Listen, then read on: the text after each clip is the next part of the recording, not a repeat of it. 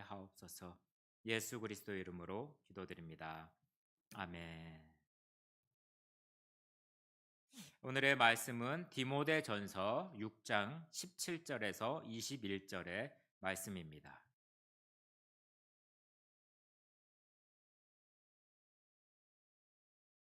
한 절씩 교독했으면 좋겠습니다.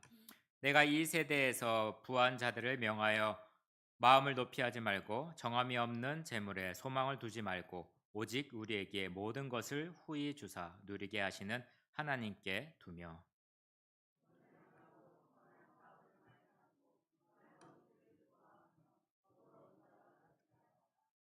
이것이 장래에 자기를 위하여 좋은 터를 쌓아 참된 생명을 취하는 것이니라.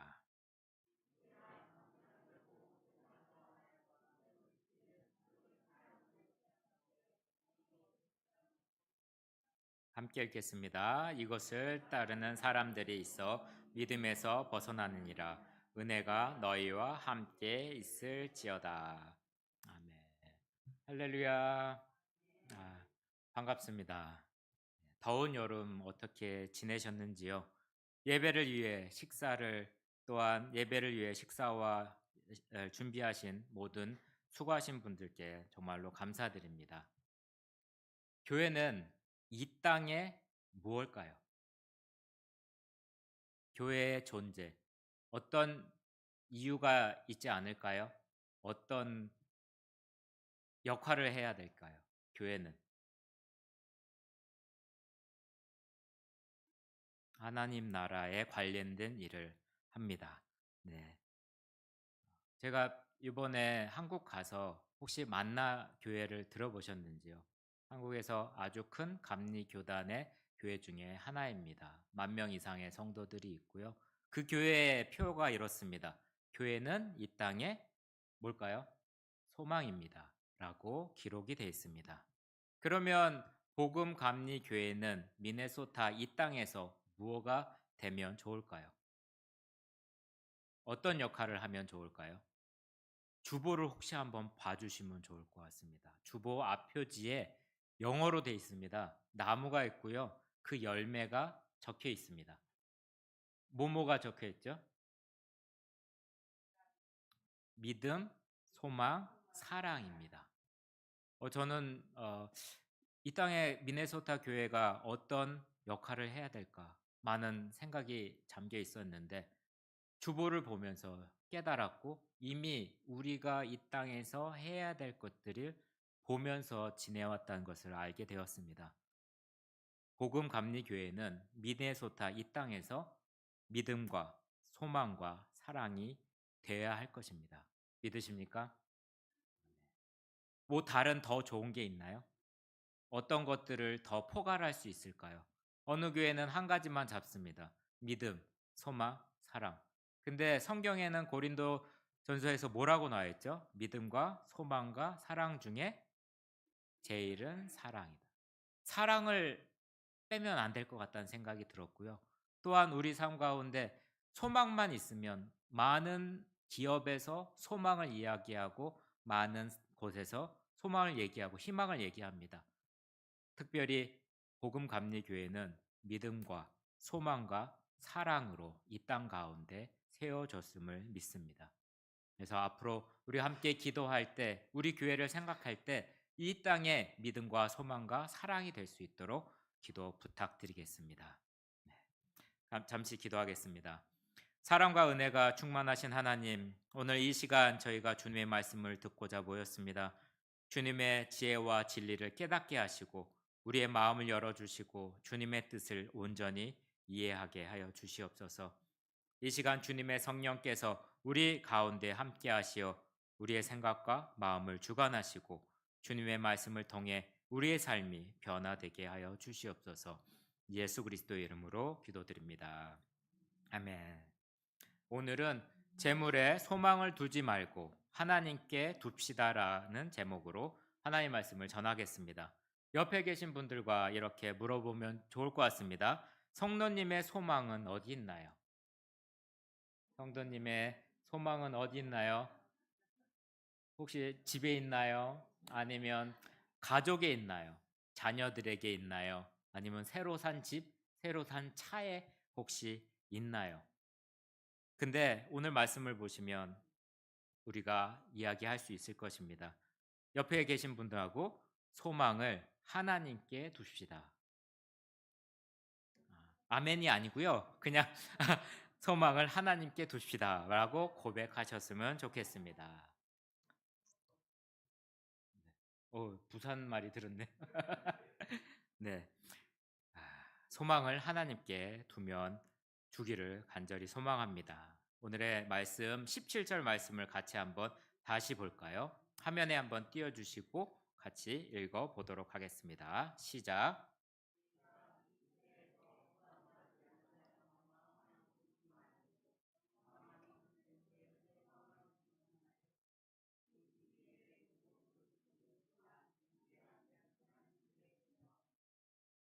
네. 디모데 전서의 성경의 그런 내용은 바른 교훈과 다른 교훈이라는 대조의 이야기가 나옵니다. 바른 교훈은 무엇일까요? 바로 복음입니다. 그런데 다른 교훈은 무엇일까요? 건강하지 않는 교훈, 상한 교훈, 그런 의미를 가지고 있다고 합니다. 바른 교훈의 핵심은 경건을 이루는 것이고, 다른 교훈은 말다툼, 변론과 의미를 없는 언쟁을 일으키는 것입니다. 더 나아가 바른 교훈이 이야기하는 것은 경건은 무엇이라고 할까요? 자족이라고 합니다. 그러나 자족하는 마음이 있으면 경건은 큰 이익이라고 말씀을 하고 있습니다. 바울은 계속해서 바른 교훈, 경건을 낳아 돈을 바르게 사용하는 법도 가르쳐 주고 있습니다. 한번 읽어볼까요? 10절입니다. 돈을 네, 아직 안 나왔나요? 예, 같이 한번 읽어보겠습니다.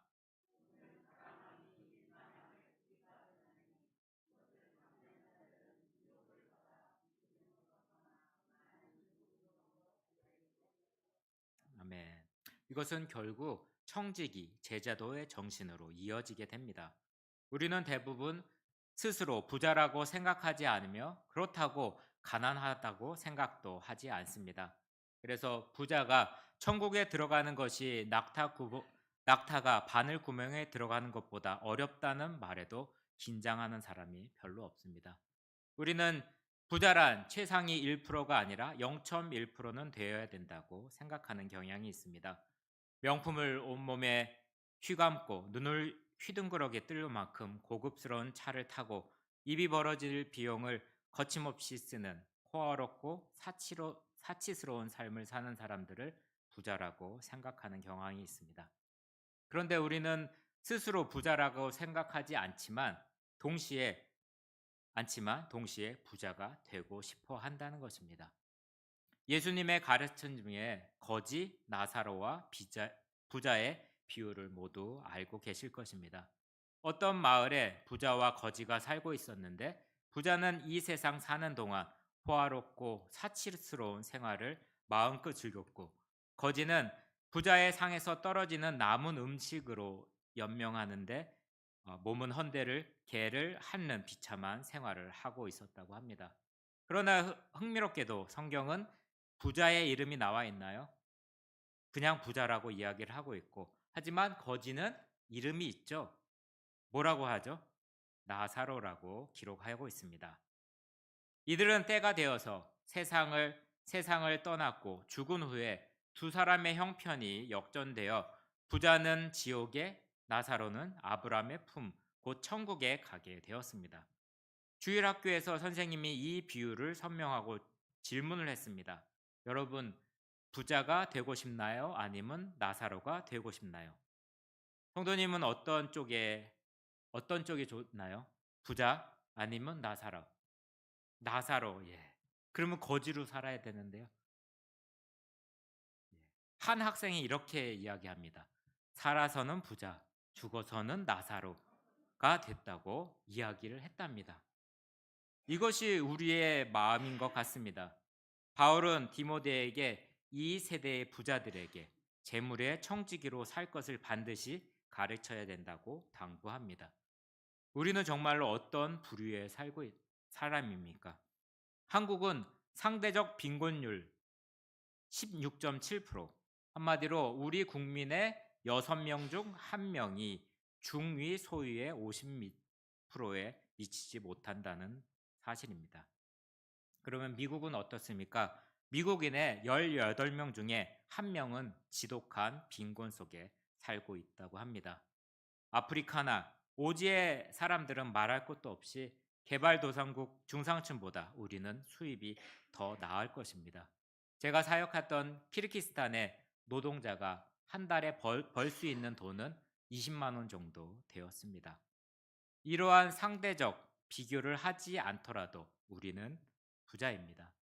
왜냐하면 우리는 아버지가 아주 큰 부자이시기 때문입니다. 성경은 하나님께서 자녀들에게 충분한 삶의 자원을 허락하셨습니다. 몇 달란트 받았죠? 제일 적게 받은 자가 1달란트를 받았습니다. 은으로 쳤을 때 1달란트는 얼마 정도 될까요? 한 달란트라고 해서 되게 작고, 주일학교에 한 달란트 이렇게 종이로 된 거 많이 받아봐서 별로 가치가 없을 거라고 생각을 하겠지만, 가장 작은 은의 1달란트도 지금 한국 돈으로 계산하면 3억 원 정도가 된다고 합니다. 그렇게 하나님께서는 자녀들에게 그 정도의 돈을 맡기셨다는 것입니다. 디모데전서 6장의 내용을 이야기하면 첫 번째는 원리를 이야기하고 있고요. 두 번째는 행동에 대해서 이야기하고 있고, 세 번째는 기대되는 결과를 이야기하고 있습니다. 부자들은 소망을 하나님께 두어야 하며, 이것이 원리입니다. 이 땅에서 가진 것으로 무엇을 할까요? 선한 사업을 많이 해야 하며, 이것은 행동에 해당이 됩니다. 이렇게 함으로 미래를 위한 좋은 터를 쌓아서 생명을 취하게 된다는 것은 바로 교훈이고, 우리가 품어야 될 그 기대라고 할 수가 있습니다. 그런데 위에 말씀은 지난번 한 달 전이죠. 기억하고 계신가요? 혹시 청지기의 새 정신에 맞게 정리한 내용입니다. 이것은 각각 하나님의 것이고 하나님의 일, 뜻이 될 수 있고요. 마지막은 하나님의 셈입니다. 계산한다는 것입니다. 디모데전서 6장 17절의 말씀은 소망을 재물에 두지 말고 하나님께 두라는 주인의 것을 대한 교훈입니다. 18절은 재물로 영원한 일을 도모하라. 이게 뭘까요? 주인의 일에 대한 내용이고요. 19절에 보시면 장래에 자기를 위한 좋은 터를 쌓아 참된 생명을 취하는 것은 바로 주인이 세만다는 이야기입니다. 또 이 말씀에는 우리가 소망을 하나님께 두어야 하는 이유가 자세히 설명되고 있습니다. 따라서 재물의 청지기, 곧 이 세대에서 부유한 자들이 가장 주의해야 할 교훈입니다. 바울은 소망을 하나님께 두라는 명령을 하면서 소망을 하나님께 두지 않을 때 일어나는 현상에 대해서 먼저 제시하게 됩니다. 먼저요, 마음이 높아지는 것과 소망을 재물에 두는 것이 그 현상이 된다는 것입니다. 이렇듯 바른 곳에 소망을 두지 않고 그릇된 것에서 소망을 두고 살아가는 결국은 허망한 마지막을 맞이하게 될 것입니다. 그러면서 바울은 왜 하나님께 소망을 두어야 하는지 정확히 짚어주고 있습니다. 하나님은 후히 주사 누리게 하시는 분이라고 이야기하고 있습니다. 우리는 하나님이 어떤 분인지 알아서 그분께 소망을 두어야 할 것입니다. 선한 청지기는 주인이 어떤 분인지 알아가는 축복을 누리게 됩니다. 바울은 재물의 청지기란 주인이신 하나님이 어떤 분인지 아는 지혜가 있는 자임을 전제로 하고 있습니다. 여기에서 소망이라는 단어를 어떤 단어로 바꿔보면 좋을까요? 관심으로 바꿔보면 더 우리가 이해하기가 쉽습니다. 즉, 우리의 관심을 세상의 재물에 두지 말고 하나님께 두라는 교훈이 됩니다. 사람들은 관심을 두는 일에 자신을 쏟아붓습니다. 따라서 내가 어떤 사람인지 알려면 내가 진짜 관심을 두는 것이 어떤 것인지 파악하면 됩니다. 그리고 자신의 삶의 변화를 일으키려면 관심을 바꾸는 시도를 하면 됩니다. 먼저 나는 무엇에 관심을 가지고 있습니까? 옆에 계신 분하고 한번 이야기하면 좋을 것 같습니다. 나에게 내가 시간이 있으면 그 시간을 어디다 쓸까요? 한번 물어보시면 좋겠습니다. 시간 남으면 뭐 하세요? 그냥 물어보시면 됩니다. 돈이 있으면 뭘 하시나요?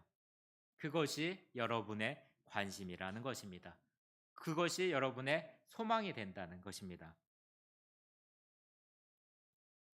만일 나의 관심사가 참된 생명과 상관없는 것이라면 그것은 내가 인생을 허비하고 있다는 뚜렷한 증거가 됩니다. 나의 관심사가 영원한 것과 무관하다면 관심사의 변화를 일으켜야 할 필요가 있다는 것입니다. 사람들은 단순히 취미로 즐거워야 하는 일에 지나친 관심을 두는 경우가 너무나도 많습니다. 또 비록 바른 것에 관심을 둘 때에도 그 동기가 다른 것이 아니라 자기 중심적일 때가 많다는 것입니다. 가령 자녀를 키우는 일은 부모의 도리이지만 그 자녀에 대한 관심의 본질을 점검해 보면 참된 생명과 거리가 있을 때가 있습니다. 실제로 많은 부모가 영원한 것과 상관없는 일에 엄청난 에너지와 돈과 시간과 정신 그리고 재물을 쏟아붓는다는 것입니다.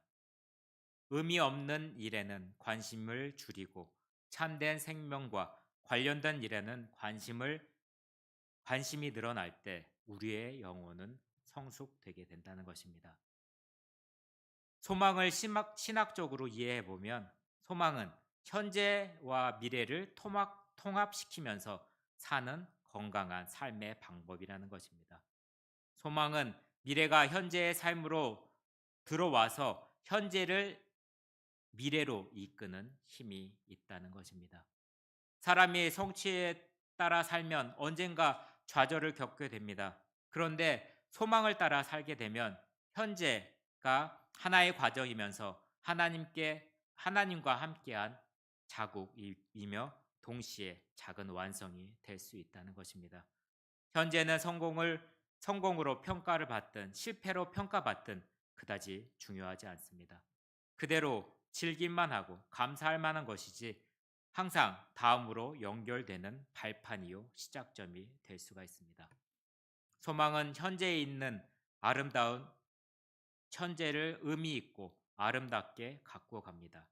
미래가 현재보다 더 밝기 때문입니다. 그래서 소망은 성도와 세상에 속한 사람들을 확연하게 구별시킵니다.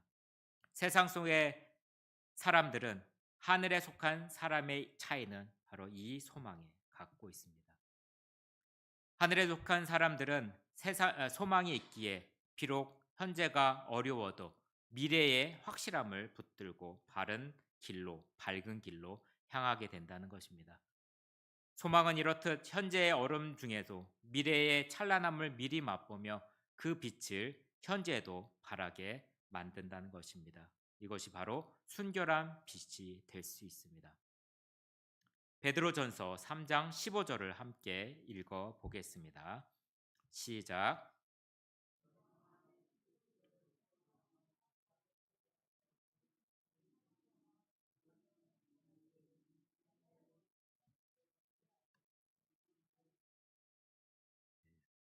하나님께 소망을 두지 않으면 우리는 자기 자신에게 소망을 두게 됩니다. 그 결과는 마음이 높아집니다. 마음이 높아지면 하나님과 가까이 갈 수가 없습니다. 우리의 목표는 뭘까요? 우리의 목표는 하나님과 가까이 가는 것입니다. 그래서 우리는 성경을 통해서 어떻게 하나님과 가까워질 수 있는지를 늘 확인해야 합니다. 하나님을 가까이 하려면 자신을 낮추어야 하며 간구하는 기도의 자리에 있어야 하며 소망을 하나님께 두어야 한다는 것입니다. 하나님께 소망을 두지 않으면 마음이 스스로 높아질 뿐만 아니라 재물에 소망을 두게 됩니다. 그런데 이 재물은 정함이 없습니다. 우리의 재물이 많아져서 그것을 쌓아두는 것이 목적이 되면 사람은 재물 때문에 마음이 자동으로 높아집니다. 그래서 영혼이 그 재물로 안전함을 누릴 줄 알았는데 잠시 육체의 편안함을 누릴 뿐 재물은 결코 영혼을 위한 준비가 되지 않습니다. 디모데전서 6장 17절에 보시면 정함이 없다라는 이야기가 나옵니다. 깨끗이 않다라는 것이 아니고 불확실하다는 뜻으로 사용이 됩니다.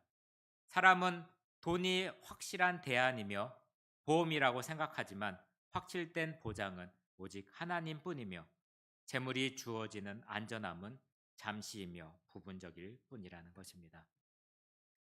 디모데전서 6장 17절에 가르쳐 주시는 하나님은 어떤 분일까요? 모든 것을 후히 주사 누리게 하시는 하나님이라는 것입니다. 혹시 야고보서의 그 말씀을 혹시 들어보셨나요? 1장 5절입니다. 너희 중에 누구든지 뭐가 부족하거든 지혜가 부족하거든 모든 사람에게 후히 주시고 꾸짖지 아니하시는 하나님께 구하라. 그리하면 주시리라. 그런 말씀이 나옵니다. 바울은 후히 주사 누리게 하시는 하나님으로 이야기했고 야고보서는 누가 썼을까요? 야고보가 썼습니다. 그건 후히 누르사 꾸짖지 아니하는 하나님이라고 말씀을 합니다. 이렇게 봤을 때 어떤 하나님에 대해서 우리가 알 수 있을까요? 하나님은 우리가 요청할 때 후히 주시는 분입니다. 그것이 지혜일 때도 그 어떤 것일지라도 하나님은 우리에게 주신다는 것입니다. 하나님은 지혜를 주시기를 기뻐하십니다. 야고보서에 말하는 지혜는 하나님의 시각에서 세상과 사물을 보는 관점이라고 할 수가 있습니다. 특별히 지혜가 무엇이라고 이야기를 하고 있지 않습니다. 대신에 하나님에 대해서 알려주신다는 것입니다. 그에게 지혜를 주시는 하나님은 후히 주시고 꾸짖지 아니하시고 너그러운 분이라는 것입니다. 지혜는 이러한 하나님의 시각과 마음을 갖는데 비롯됨을 우리에게 알려주십니다. 한번 PPT 한번 보시겠습니다. 하나님은 함께 읽겠습니다. 하나님은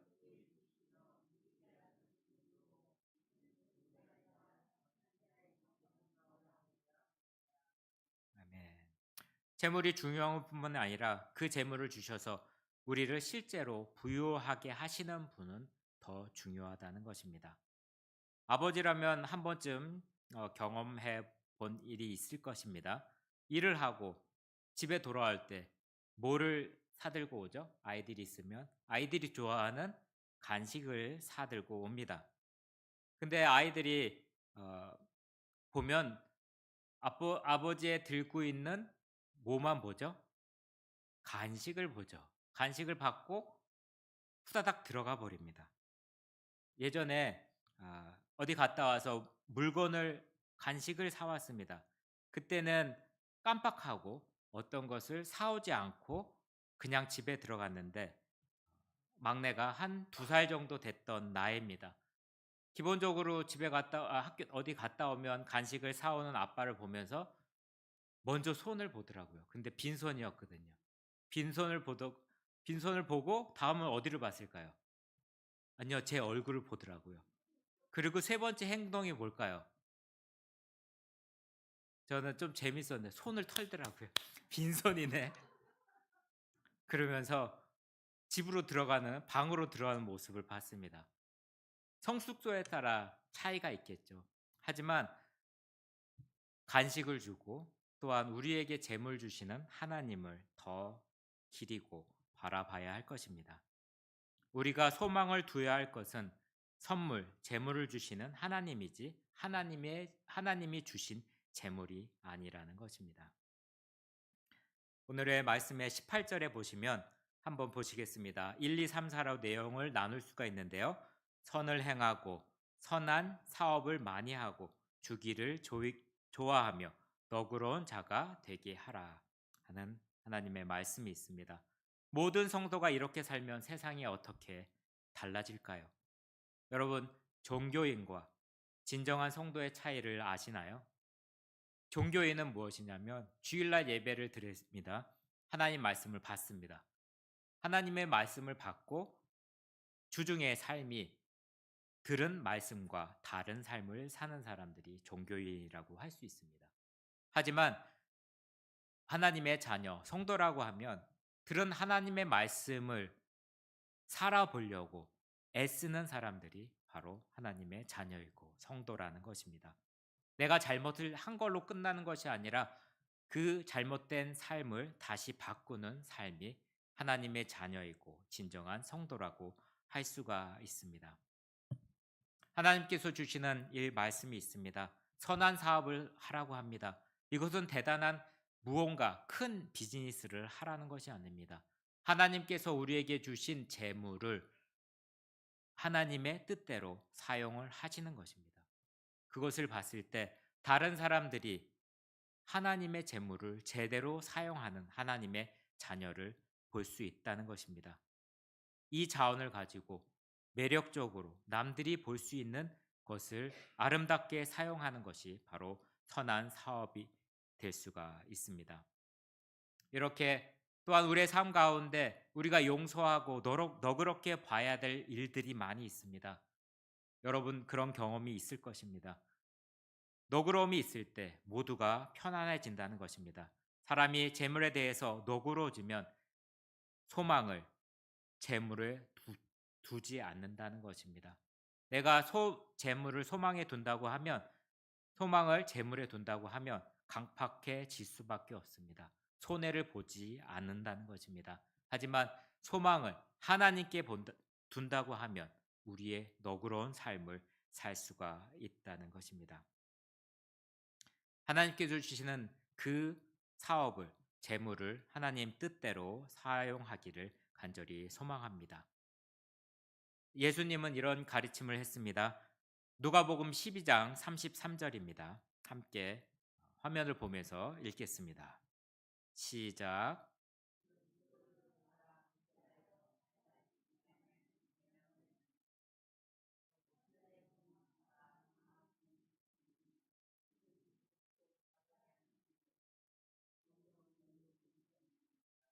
아멘. 하나님께 소망을 두면 그 결과 참된 생명을 받게 된다는 것입니다. 다음 말씀 한번 읽어보겠습니다. 6장 12절입니다. 믿음의 선한 싸움을 싸우라.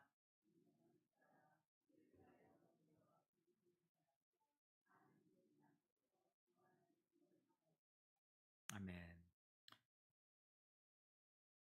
생명에 대한 표현입니다. 생명이 있는지 저희가 매 순간에 알 수가 없습니다. 그렇기 때문에 생명과 관련된 무엇이든 소중히 여길 때 참된 생명을 취할 수 있게 된다는 것입니다. 우리의 말 한마디, 우리의 표정 한마디, 우리의 행동 한마디가 생명과 연관이 되어 있고요. 살려주는 영과 연관이 되어 있습니다. 이것이 바로 바울이 자신의 진지한 경험에서 나오는 교훈이라고 볼 수가 있습니다. 사랑하는 성도님, 소망을 하나님께 둡시다. 하나님께 소망을 두는 삶은 우리에게 진정한 부유함과 기쁨으로 인도합니다. 그분의 은혜와 사랑을 믿고 나눔의 삶을 실천하며 영원한 생명을 향한 소망을 가지고 살아갈 때 우리는 참된 영생을 취하게 될 것입니다. 하나님께서 우리에게 주신 모든 것을 감사하며 그분을 사랑하며 나누는 삶이 되기를 주님의 이름으로 축원합니다. 함께 기도하시겠습니다. 사랑과 은혜가 충만하신 하나님 아버지 감사합니다. 저희가 재물에 소망을 두지 않고 하나님께 소망을 두는 이유를 깨닫게 하시고 주님께서 후히 주사 누리게 하시는 분임을 항상 기억하게 하여 주시옵소서. 주님, 저희가 소망을 하나님께 두고 살아갈 때 우리의 마음이 높아지지 않게 하시고 재물에 소망을 두지 않게 하여 주시옵소서. 우리의 재물이 많아져도 그것을 쌓아두는 것이 목적이 되게 하지 않게 해주시고 하나님께서 주신 재물을 선하게 사용하여 주님의 뜻을 이루는 도구로 삼게 하여 주시옵소서. 하나님 아버지, 저희가 주님의 은혜와 사랑을 믿고 나눔의 삶을 실천하며 영원한 생명을 향한 소망을 가지고 살게 하여 주시옵소서. 주님의 사랑과 은혜를 나누며 살아가는 삶이 되기를 간절히 소망합니다. 이 모든 말씀 예수 그리스도의 이름으로 기도드립니다. 아멘.